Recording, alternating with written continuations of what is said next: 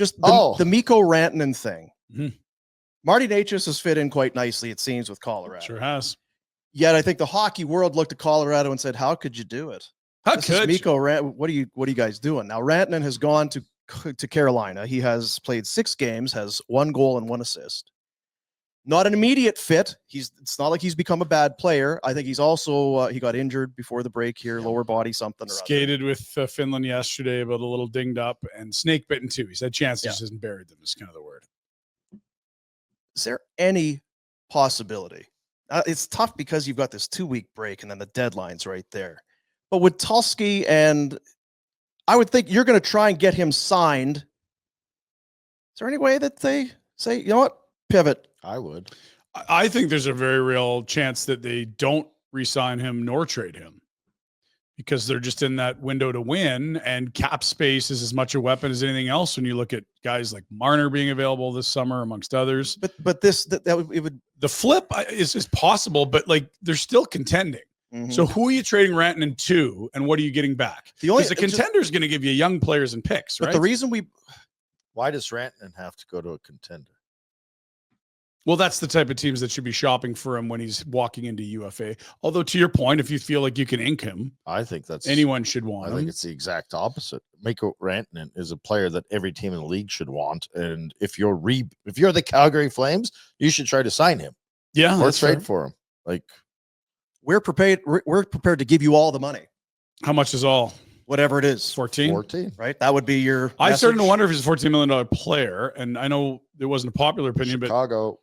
But Chicago will pay him 14 for sure. Chicago should pay him 14. 100%. They should. Yes, they got no one expensive. They've got no skill. They got Ryan Donato playing with Bedard. It's a 4th liner the last decade. To answer your question, well, do you want more to finish? Well, I just think there's a very real chance the Colorado Avalanche knew Mikko Rantanen was a very good player, but not a superstar, because they see him play with Nathan MacKinnon and Cale Makar for the vast majority of his minutes.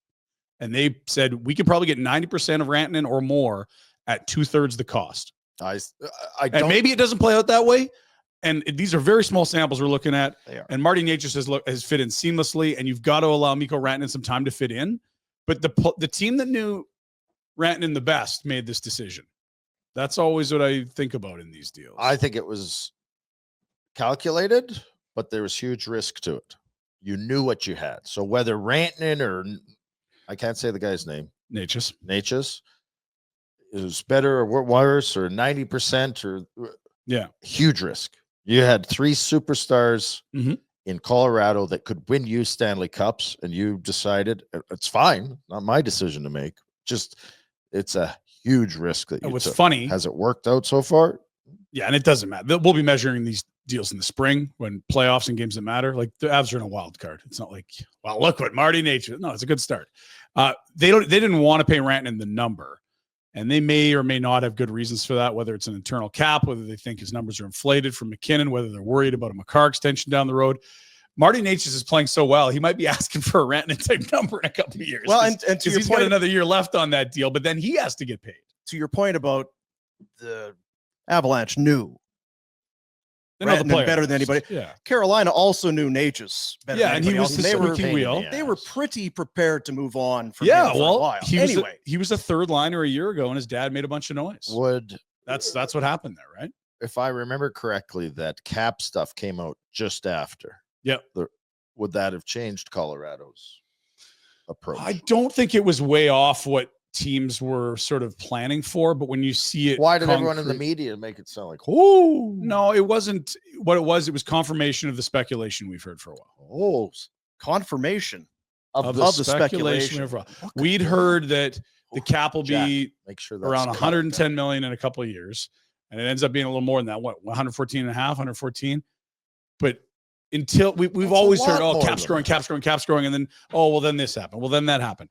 It's finally locked in 3 years. It doesn't matter what happens. Pandemic, huge new streaming deal, nothing changes. They're locked in stone for 3 years. So teams would have internal budgets for where the cap would be, but now everyone's working with hard numbers. If there's a pandemic, it'll change.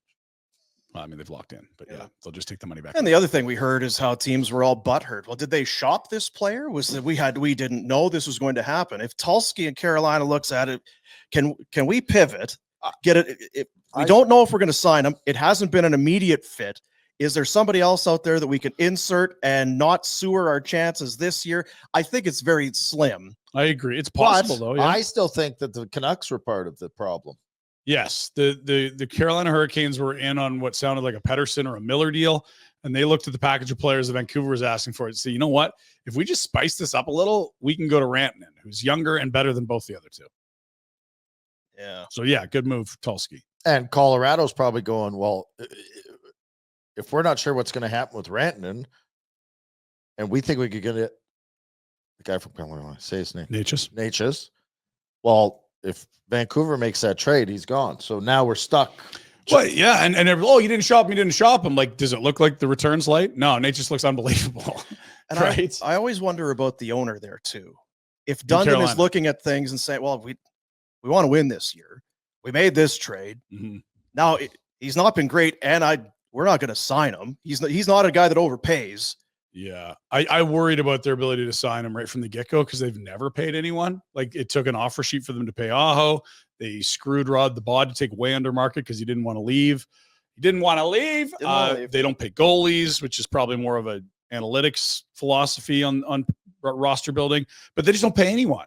And so when the Avalanche, who have been comfy paying stars, are saying, nah, and Carolina picks up a guy, like, I don't think he's long for Carolina. Maybe this is the guy they blow the doors off for, but it's not the start that's winning them over. It's not like he's been undeniable. You got to give this guy $14 million. Because they also just did the Gensel last year. Yeah, and they didn't pay him. For him, didn't pay him. He played well for them, but it didn't work. Yeah, and when you say work, it's like you probably have to win a cup. Well, that's what I mean. Right? The ultimate goal is, like, he was a good fit. It was a good trade. They didn't give up a first. All they gave up was like seconds and thirds and B prospects. And then who's that dope they got back in that deal that used to play in Toronto, I want to say? Bunting. Thank you. Yeah, like that. So that's a deal for Tulsky. It's easy to make because he didn't give up anything valuable, and he gets the cap space back anyway. This one's a little different because Marty Natchez is looking like a really, really good player that you had team control on for another year. Yeah, another year of him. At 6.5, which was a steal. He's top 10 in league scoring, if I'm correct. Hey guys, thanks for watching. Be sure to check out more of our content right here on the Flames Nation YouTube page. We had a bunch of great long-form interviews. You can check out some videos we've done as well outside of the studio. And of course, if you want more writing or merchandise stuff, flamesnation.ca or nationgear.ca. Appreciate you watching.